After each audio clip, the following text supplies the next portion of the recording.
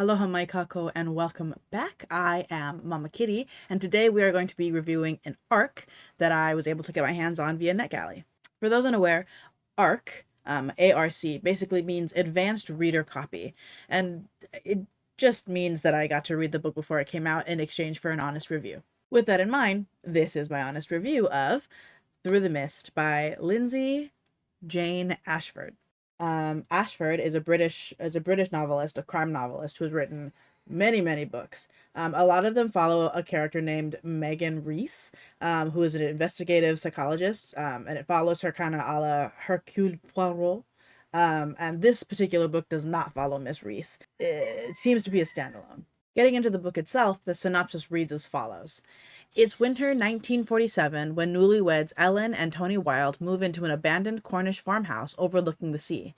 For both, it's a new beginning in the country, and together they're bringing Carrick Cottage back to life.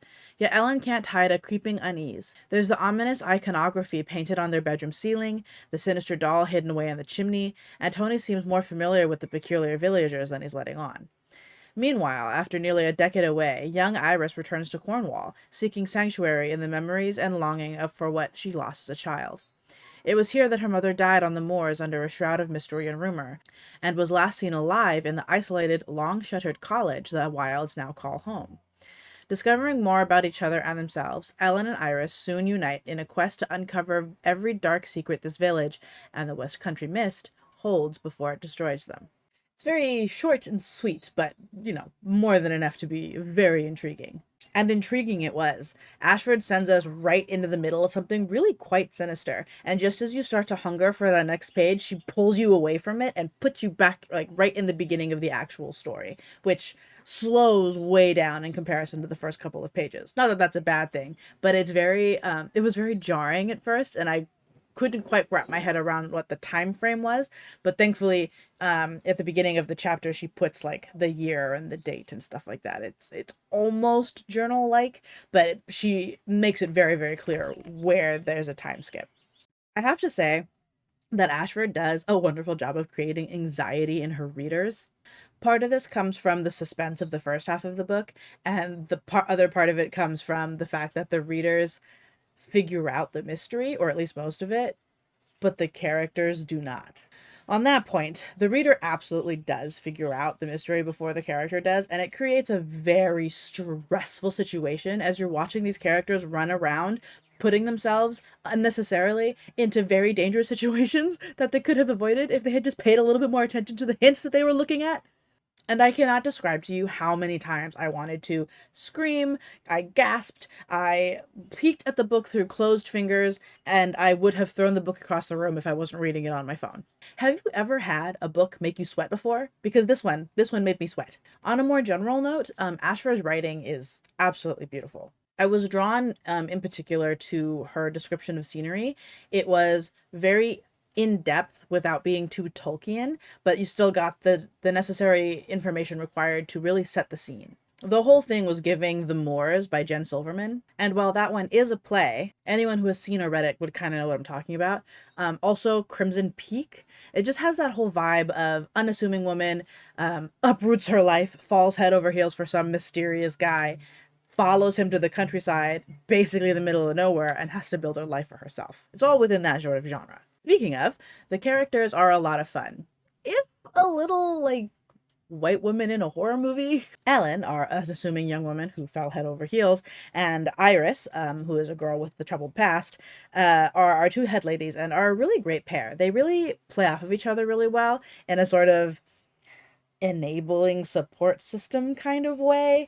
They sort of intentionally and unintentionally get each other into trouble by feeding each other information that the other seeks without really realizing that the other person is seeking it, and it just kind of creates this really fun, they don't understand what they're doing to each other, but at the same time know exactly what they're doing to each other. It's all very complex.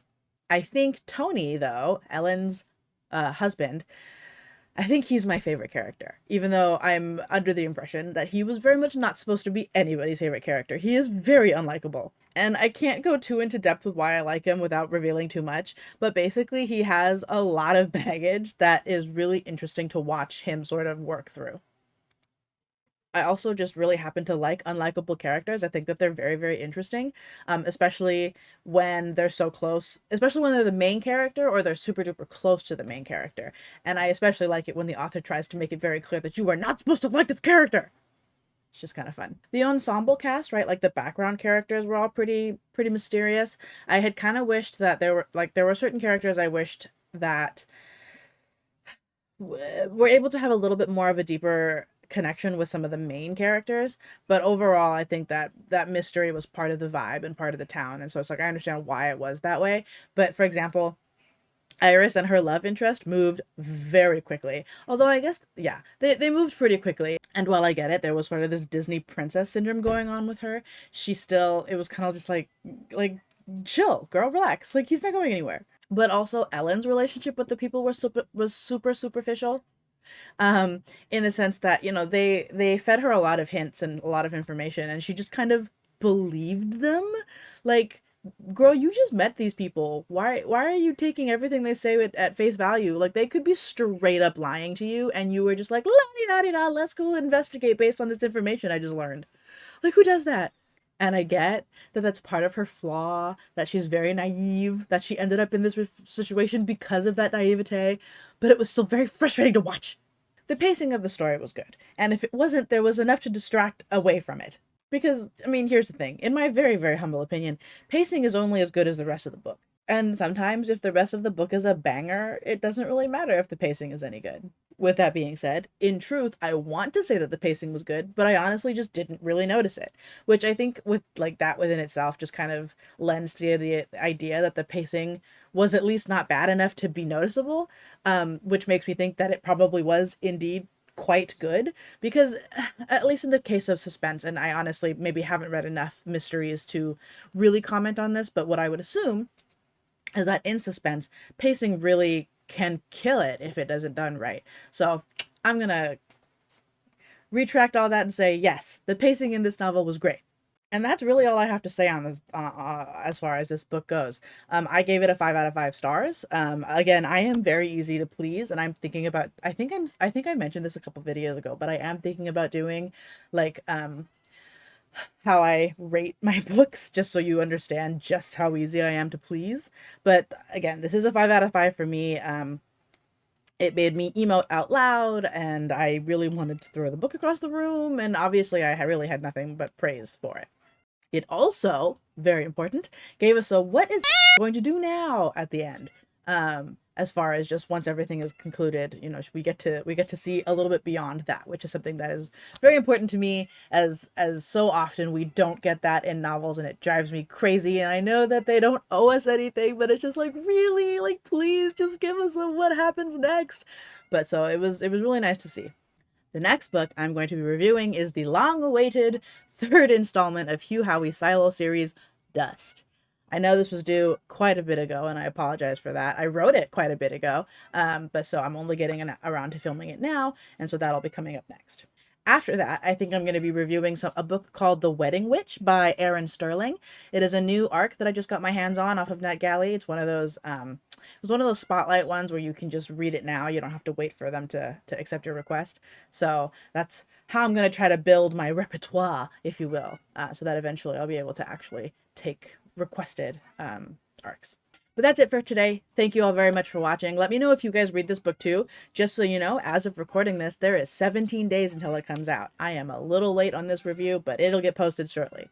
Also, if you have any recommendations or books that I should read and review, please go ahead and put those down in the comments for me.